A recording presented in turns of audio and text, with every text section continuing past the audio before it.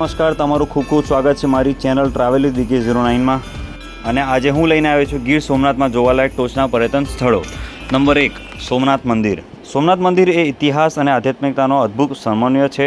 12 જ્યોતિર્લિંગોમાંનો એક તરીકે તે હિન્દુ પરંપરામાં ખૂબ મહત્ત્વ ધરાવે છે। મંદિરનું અદ્ભુત સ્થાપત્ય, જટિલ કોતરણી અને ભવ્ય ડિઝાઇન દર્શાવતું તેના પ્રાચીન વારસાને પ્રતિબિંબિત કરે છે। અરબી સમુદ્ર દ્વારા સ્થિત મંદિરના દ્રશ્યો ફક્ત આકર્ષક છે, વાતાવરણ શાંત છે, તે ધ્યાન અને પ્રતિબિંબ માટે યોગ્ય સ્થળ બનાવે છે। મુલાકાતીઓ સ્વચ્છ, સારી રીતે જાળવણી કરેલ જગ્યા અને સ્ટાફના ઉષ્માભર્યા આતિથ્યની પ્રશંસા કરશે। સાંસ્કૃતિક સમૃદ્ધિ, ખાસ કરીને તહેવારો દરમિયાન, મુલાકાતમાં જીવંત સ્પર્શ ઉમેરે છે।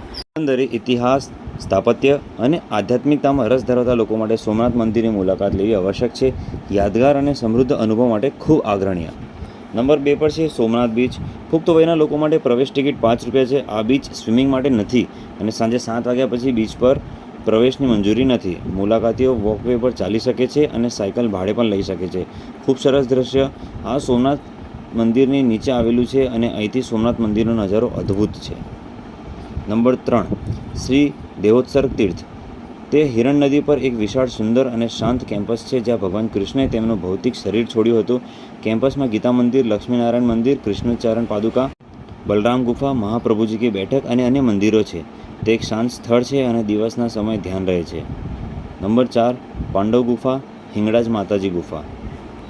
નદીની નજીક આવેલી ખૂબ જ જૂની જગ્યા જેને પાંડવ ગુફા તરીકે ઓળખવામાં આવે છે, જે 50 મીટરની આસપાસ જમીન નીચે છે, જ્યાં પાંડવો અજ્ઞાતવાસ દરમિયાન છુપાયેલા હતા। આ જગ્યાએ એક સૂર્ય મંદિર અને હિંગળાજ માતાજીનું મંદિર છે અને વિવિધ શિવલિંગો સાથેનું શિવ મંદિર પણ છે। કોઈપણ વ્યક્તિ પરિવાર સાથે મુલાકાત લઈ શકે છે અને મિત્રો આ સ્થળની સંપૂર્ણ મુલાકાત માટે 20 મિનિટ જેટલો સમય લઈ શકે છે, કારણ કે હિંગળાજ માતાજીનું મંદિર પર્વતની અંદર ઊંડે છે, તેથી મુલાકાત માટે એક સમય માત્ર 4 થી 5 લોકોને જ મંજૂરી છે। નંબર 5, સૂર્ય મંદિર। સોમનાથ મંદિરથી લગભગ 1.5 કિલોમીટરના અંતરે ત્રિવેણી ઘાટના ઉત્તરે આવેલું સોમનાથ જોવા માટેનું એક પ્રાચીન મંદિર છે। આ મંદિરનું સ્થાપત્ય અને કોતરણી આંખને મોહી લે તેવી છે। મંદિર ભગવાન સૂર્યને સમર્પિત છે। ત્યાં એક સૂર્યકુંડ છે જે ગંદા પાણીથી ભરાયેલો છે। સ્થાનિક લોકો તેમાં ઘર આસપાસ અને સુંદર પણ બનાવ્યા છે।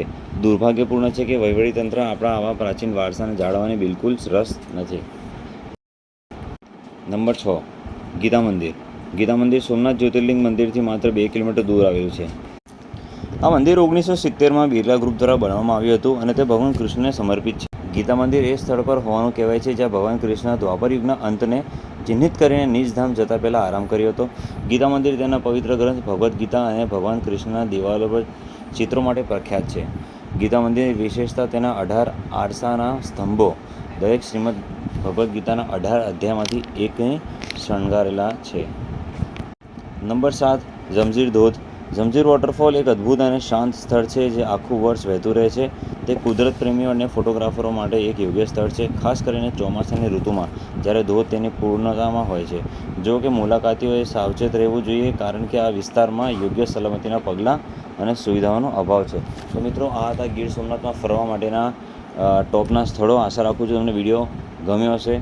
તમે વિડીયો ગમ્યો હોય તો લાઇક કરો, શેર કરો અને ચેનલને સબસ્ક્રાઈબ કરો, અને કંઈક સજેશન હોય તો તમે કોમેન્ટમાં આપી શકો છો।